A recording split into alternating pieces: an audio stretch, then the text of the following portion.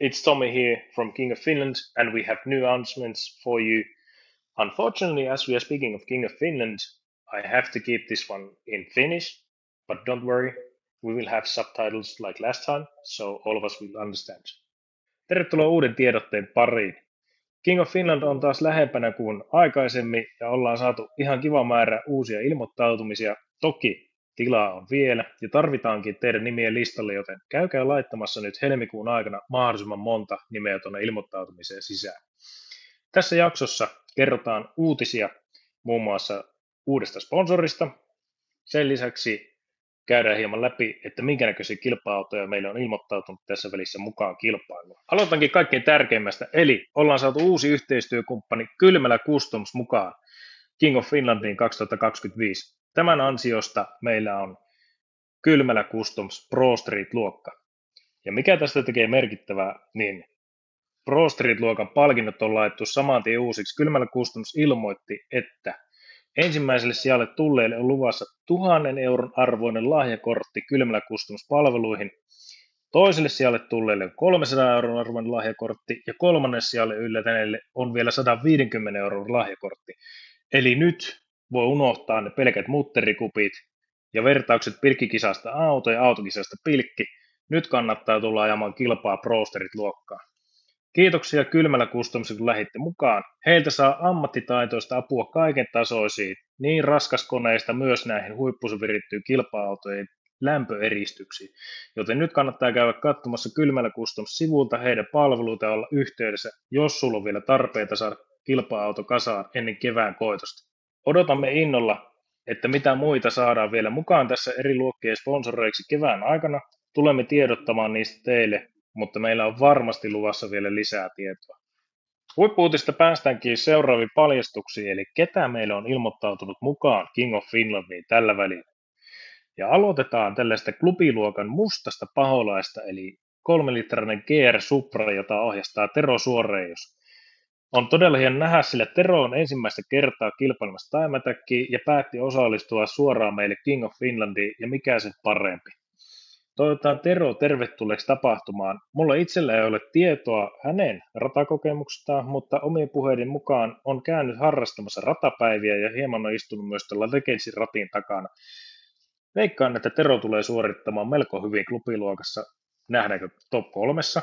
En tiedä, mutta pidetään meitä itsemme ja Teroa jännityksessä, että minkälainen suoritus sieltä tulee. Kilpailu ei tule olemaan helppoa, mutta voin veikata, että kyllä tällä laitteella pärjää.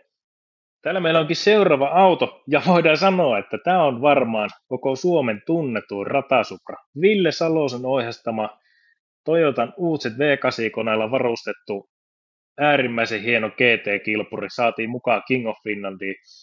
Annetaan pieni näyte siitä, että miten tämä V8 tehostama kilpa-auto kulkeekaan tuolla Alastaron radalla. David voi laittaa sen pyörimään tosta. Ville Supra tunnetaan internetissä Elephant Supra nimellä.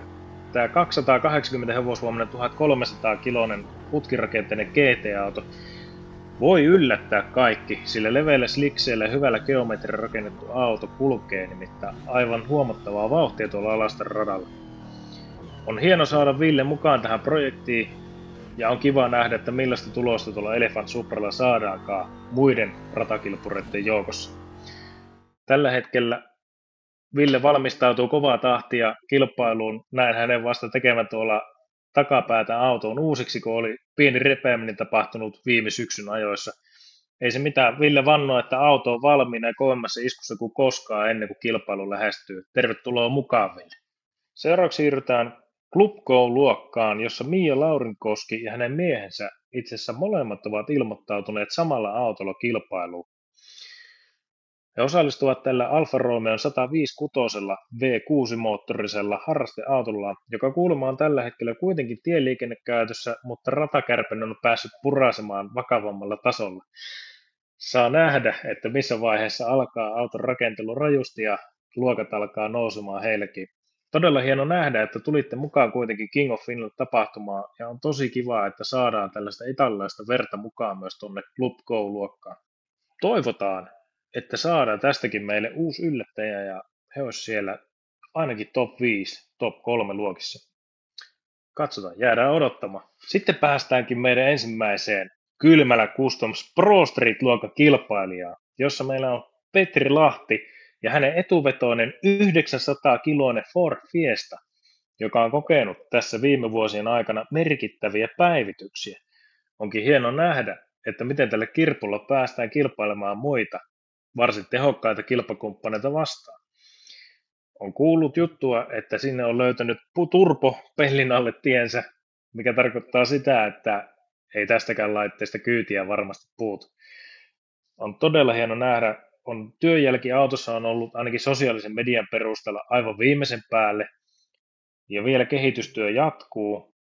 Jos auto tulee olemaan iskussa King of Finlandissa, voisin väittää, että tässä tulee olemaan todella lähelle, jos ei voittaja, niin ainakin top 3 luokan auto. Ei mitään painetta, Petri, mutta odotetaan aika hyvää tulosta sulta tällä laitteella. Sitten saadaankin toinen perään Kylmälä Customs Pro Street-luokan kuljettajista Esa Hottinen ja hänen Honda S2000 Turbo. Jos äsken Petri Lahti säväytti meitä sillä, että Fiesta tulee olemaan raju ja voittajaehdokas myös tuossa luokassa, niin tässä on todella kova haastaja. Täytyy sanoa, että odotan näiden kahden väliltä aika kovaa kilpailua tuolla King of Finlandissa. On nähnyt Esan ajamassa autolla radalla aikaisemmin ja aika vakuuttavaa vauhtia tällainen S2-tonnin kulkee, kun sylinteri päälle laittaa pikkusen painetta. Tervetuloa mukaan Esa ja ei muuta kuin kaasupohjaa King of Finlandissa. One. Sitten saadaankin hieman historian havinaa, kun Janne Liiman tuo isoisälleen kuuluneen 911 Porsche RS:n mukaan kilpailuihin. Tällä autolla on aikanaan ajettu niin rallia kuin rataakin, mutta nyt ensimmäistä kertaa ikinä näkee Time Attack-kilpailut ja niin myös kuljettaja Janne Liiman. Hän sanoi, että omin sanojen mukaan kokemusta on hieman rallycrossin puolelta, mutta on varsin kokematon Time Attack-kuljettaja. Ei se mitään, Janne, rattimies on aina rattimies. Challenge-luokassa tällä 1200-kiloisella 310 hevosvoimaisella Porschella saa varmasti aika mukavaa kilpailua aikaan, ja onkin ilo nähdä, että mihin tällaisella historic-luokan laitteella pääsee taimata karkelossa. Toivotaan, että nähdään kisoissa myös lisää Porscheja, näin näitä vanhempia sekä myös hieman uudempia. Tervetuloa ja nähdään King of Finlandissa. Sitten meillä onkin osa suomalaista Time Attack-historiaa tavallaan, koska edessäni näkyvä auto kuuluu herralle, joka on dominoinut Suomen Time Attack-sarjaa vuosia. Marko Moisio ilmoitti Subaru Imprezansa mukaan Pro-luokkaan.